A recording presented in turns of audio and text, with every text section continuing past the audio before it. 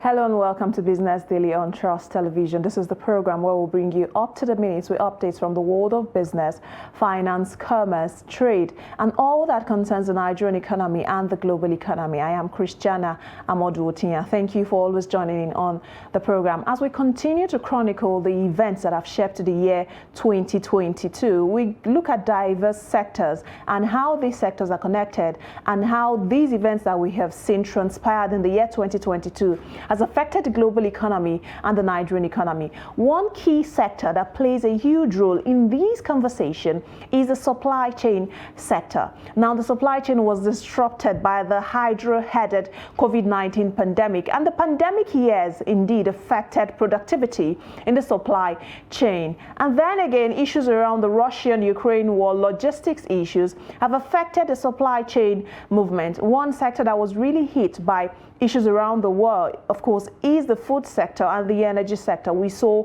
prices of energy costs soaring through the roof, and inflation continues to bite hard. Our focus on the program today will be on the global supply chain and also what happens in the supply chain in Nigeria. I will be joined by a former supply chain management consultant, Dr. Aliyu Ilyas. He will be putting perspective to this conversation and also building a solution-driven narrative on how the supply chain can become better as we go into the year 2023. What are the headwinds that were recorded, and also how can some of these challenges be tackled in good time to ensure that a lot of very dark cloud that has hovered around the supply chain is addressed and become better for citizens in Nigeria and the global world at large. It promises to be a very, very packed program today, and also for businesses. How can you also harness the potentials in the supply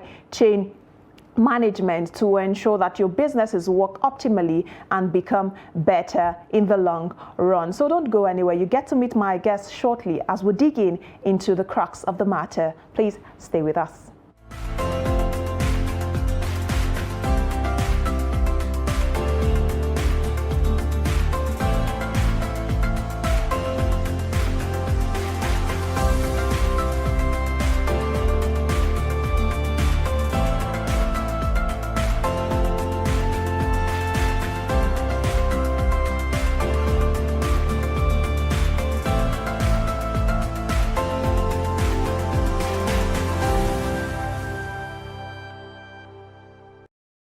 Welcome back, and thank you for still staying there with us on the program. Like I mentioned earlier, today we are turning the spotlight to supply chain, the global supply chain, and supply chain back here in Nigeria. What are the challenges that we have seen occurred in that sector? How this can be addressed, especially looking at the year 2022. The Russian-Ukraine war indeed was one of the greatest events that really hampered development in the supply chain. Also, the food systems were significantly disrupted by a lot of things that we saw pan out as a result of the war. I am being joined now in the studio by Dr. Aliyu Ilyas. He is a supply chain management consultant, and he will be putting perspective to some of these issues. Welcome to the program, Doctor. Thank you for having me. Always a pleasure to have you join us on the program. Thank you so I really want to begin by asking you, what really was the major challenge, or is the major challenge that made players in the supply chain management sector, what made them lose sleep in 2022?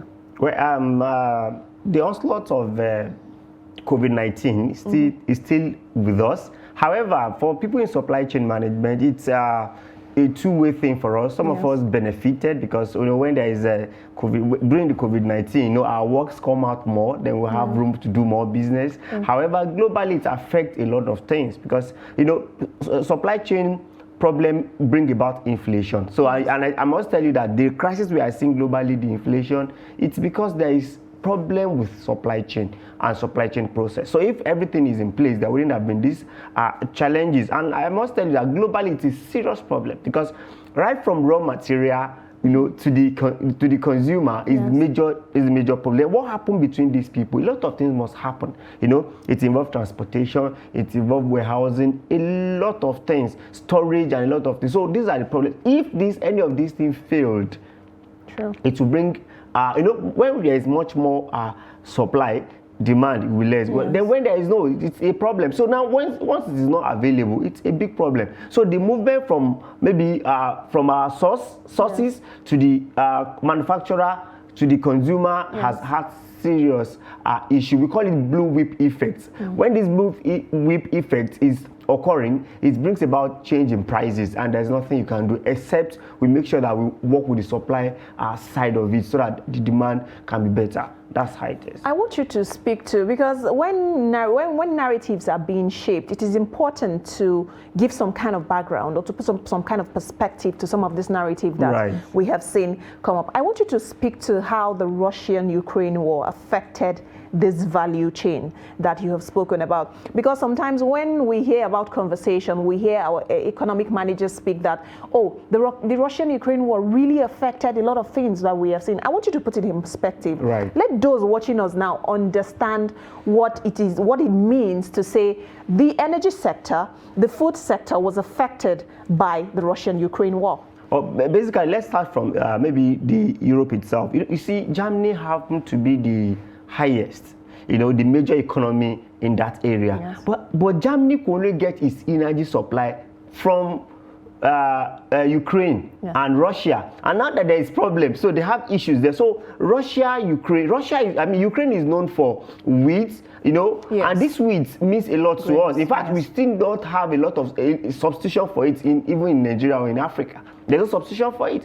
And also, remember, Russia is not part of OPEC, but they are very strong in oil and gas sector. So once there are issue, the entire Europe have serious issue, and it trickle down globally, and there is serious inflation. So these people are very important in the scheme of economics in globally. So once anything affects these people, it becomes a serious problem to the global world, and that is because they have what we call they have their own strengths, and that strength is very important. So it affects economy. Even up till now, you could see UK is having its issue, America is having its issue. I could tell you that it's simply because we are just coming out from the onslaught of COVID-19. So for us to get balance, now we suffered the issue of the Russia-Ukraine war. It's still ongoing, and it's a big issue. I don't know how to tame that, because if it continues, that means we'll still see these challenges in economies for a long time. I want you to speak to the supply chain in Nigeria. Now, we know you mentioned from the raw materials to the storage process to logistics and to transportation before it eventually gets down to the consumers. I want you to speak to how has that chain evolved in Nigeria, because the manufacturing sector, no doubt, plays a significant role in the development of the economy. What is GDP? GDP is basically looking at the sum of productivity. Yes, the cumulative sum of productivity that has happened in a nation or in the economy of a nation. Speak to me about that chain in Nigeria. You see, Nigeria economy is losing about 14 trillion yearly. Naira? Trillion, because trillion naira, simply because of our poor supply chain processes. If you see, let's start from maybe our seaport. From our seaport, if you are to take a 40-feet container from Lagos seaport down to Kano, it takes you over 20 million naira to do that, because it costs you a lot. First and foremost, when you get to the seaport itself, there are a lot of bureaucratic bottlenecks. These are the problem of supply chain. You see port health.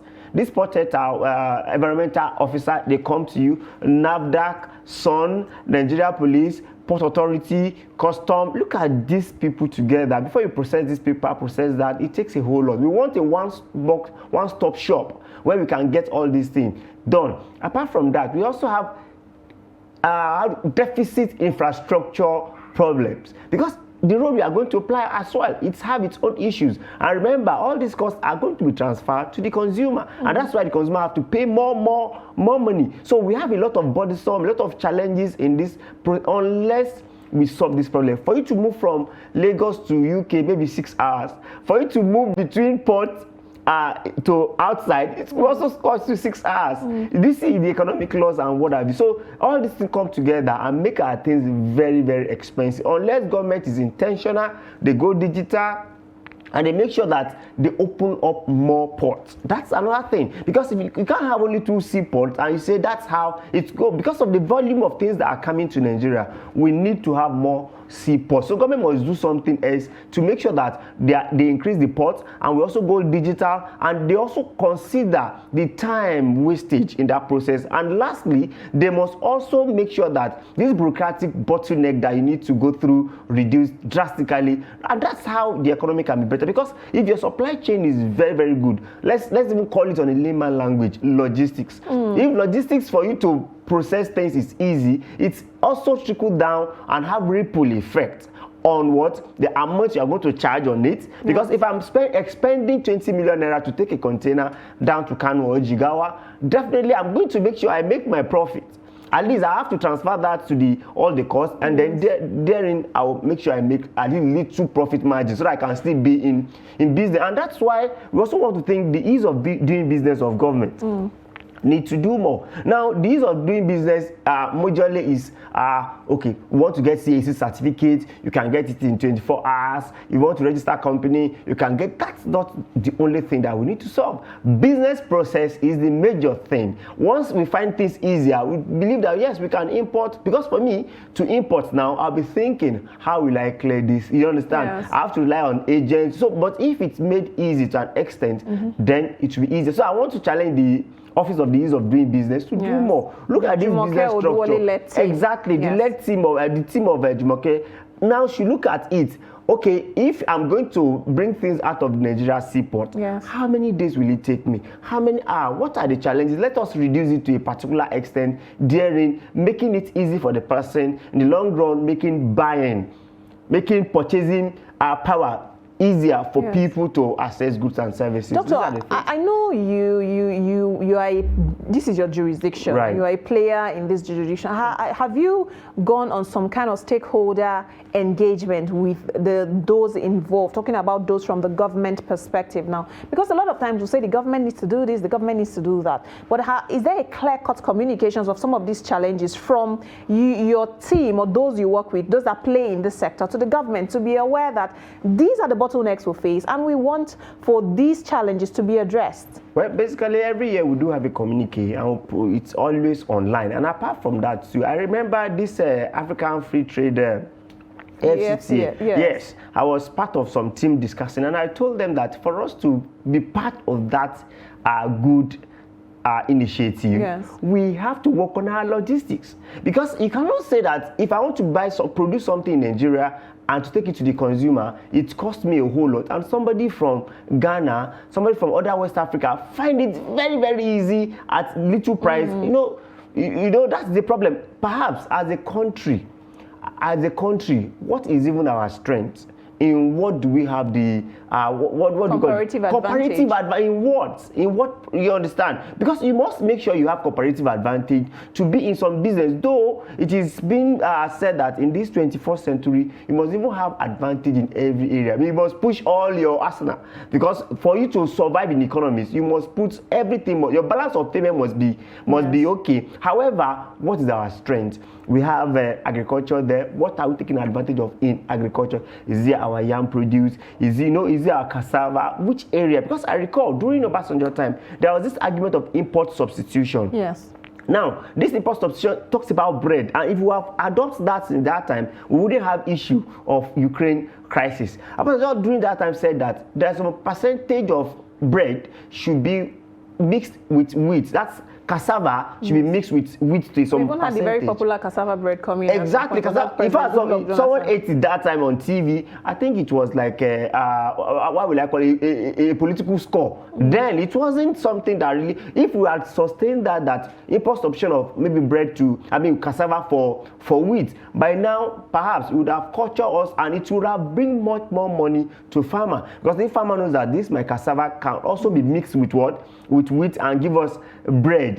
It's mixed a lot. So these are the things we need to, and that's another thing in global supply chain. Global supply chain have changed now. There's serious disruption. And what does disruption brings to us? That you must source internally. So if you don't source internally, the cost of bringing items to your country becomes a problem. So we must source local, and government must come into that. okay, manufacturing sector, you are into so manufacturing sector, what import substitution, what do you want us to assist you with, so that by the time we create this enabling environment for you, the cost of bringing, you reduce your bringing in, then we'll have it, then you create business for infant industry, MSME, they are the one that will bring this raw material, and before you know, we will be in a good economy. This is what comes together, and that is giving us challenges in our economy currently. I thank you for this background and this perspective you have brought out for this conversation, because like you have stated, the whole idea of economics is that it trickles down, and the impact is felt by all. Good impact, I must state at this point. But now I want to look at resilience. Because in the end, if a supply chain is not resilient, it cannot stand the test of time. Because the global supply chain, just like oil prices, Nigeria does not have control over what happens in other parts of the world. And somehow it trickles down back to Nigeria. Now, how can we ensure that we build buffers against a war or a pandemic whereby the Nigerian supply chain or the Nigerian manufacturing supply chain stands tall when shocks come in? Let me give you a simple narrative. There is this noodles that we consume largely in Nigeria. Is the leading noodles. These noodles discovered that the cost I'm glad you did not call me, because we're going to write an invoice now. Don't worry. for you. The cost of distribution for these noodles outweigh the cost of manufacturing.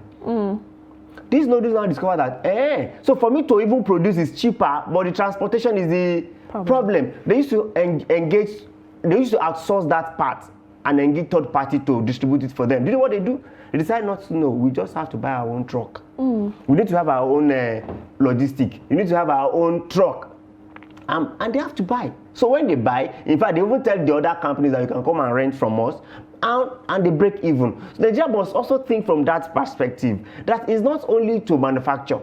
When you manufacture, to move to the consumer is a problem. And that chain, that process, that value chain itself, we hinder and increase the cost of price. So now, for you to now have to make it easy, I expect we to do more. And there was this conference that we had. We also told government, bring your supply chain experts together.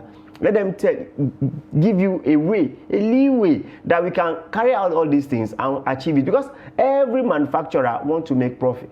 And for him to make profit, he must take that item to the doormouth of the buyer. And the process of taking it to the price increases. So these are the challenges. If such noodles could think that this is their problem, and they have to have their own truck, that is it. So major problem is supply chain. Solve it, you solve a lot. But when we talk about the global supply chain too, we need to go back to energy too. We have energy problem globally, and Nigeria is even worse for that. Now, because of energy, it also affects price, because manufacturer will use energy to produce. So once it is expensive, they also do that into price. Then insecurity is a problem. It also affects supply chain. I went to some part of the northwest. There's a day you can go to some places, there's a day you cannot go there.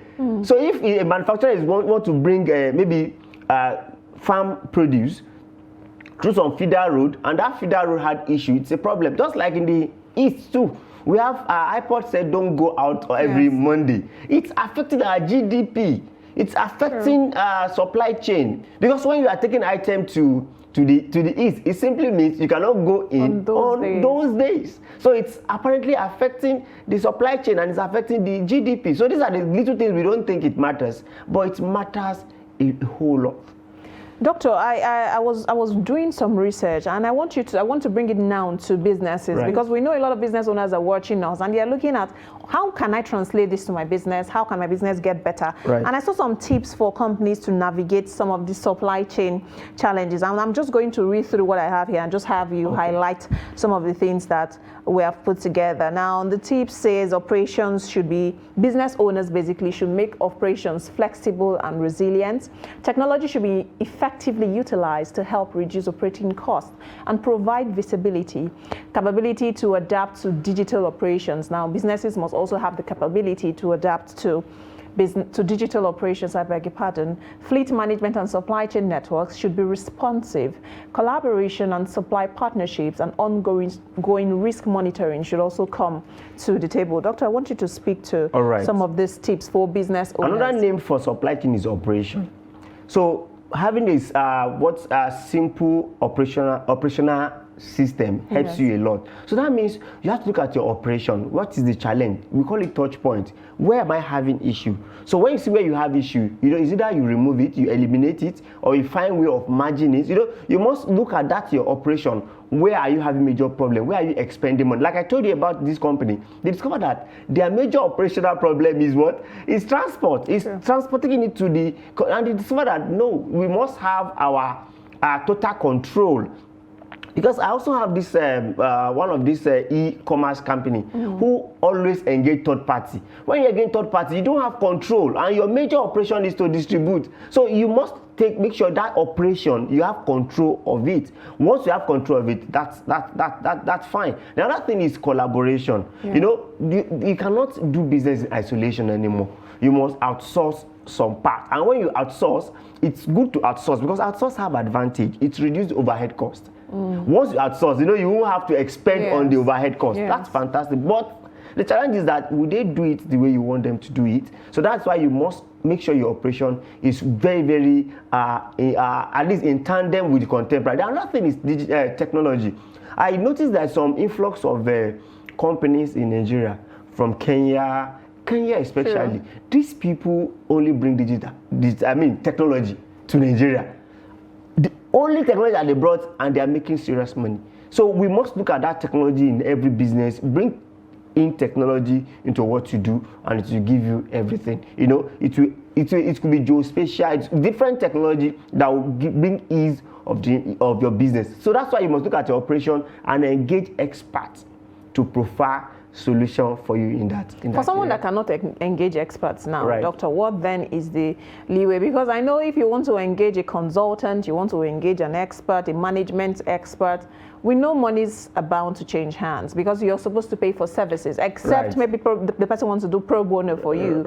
You're supposed to pay for services. For someone that cannot afford to pay for these experts or these consultants, what then is the leeway that he can explore? Thank you. We must get this right. It does not cost an arm or a leg to apply technology. It depends on the level of the technology. Remember, our website alone can do some things for us. Well, at least every business is expected to have at least little website. So from that website, you can navigate. You can attach some things that will make it easier.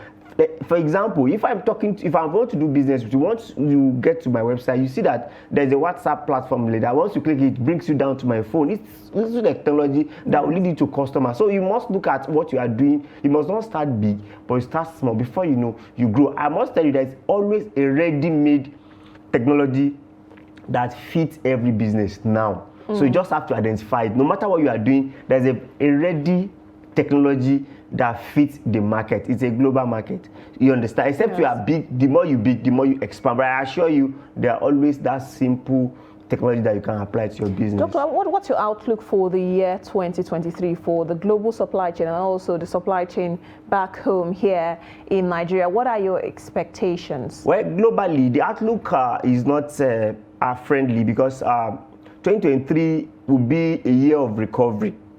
However, if it lasts, if we are still going with this trend till like March, April, it's a problem. Now we expect Russia-Ukraine war to end. We are not seeing end to it. It's still continue. And this water around them, people cannot even pass it like before. That's one. Number two, the energy cost kept increasing. You understand? Unless there is a downward trend of it, we may not still have a good economy next year. And remember, according to IMF, they still say even the total Western world economy is going to have issues, maybe Spain or what have you. So these are what they do. But for Nigeria, we need to do more to ease the process of distribution for manufacturer. Government can come in different ways. I was expecting our rail system to be perfect by now, because instead of you passing through normal highway, you can pass through, you can send your item through what? Through the rails. And when you said it reduces a lot of cost. And we have a lot of dry ports in the north. Now I think Kano has one, Kaduna has one. So this will make business much more easier for and people. And it spreads the development. It across spread the world development, also. and also we must also look at Calabar Seaport and all this. We must work. And you know, my pace is that Nigeria, we have policies of some sort. You know, there was a time we are dredging the river. So when you dredge the river, it was supposed to dredge up to maybe Niger State. That light ship can come in, but now we have stopped it. So it's a serious problem. This would have reduced the challenges of all those existing ports. Thank you so much, Dr. Aliyu Elias, Supply Chain Management Consultant. Thank you for coming on the program to share light on how to make supply chains better. A lot of experts say create Nigerian solutions to Nigerian problems, because if you're looking internally to solve your problem, then again, you have to shape the solutions to the solutions that would address these challenges. Don't forget, you can catch up on all the updates, all the information on our social media platforms on Facebook, Instagram, YouTube. You have them there on your screen. Go to YouTube and punch the subscribe button so you don't get to miss out. Thank you for investing your time with me on the program. I am Christiana Amodu Otinya. Continue to stay safe, and bye for now.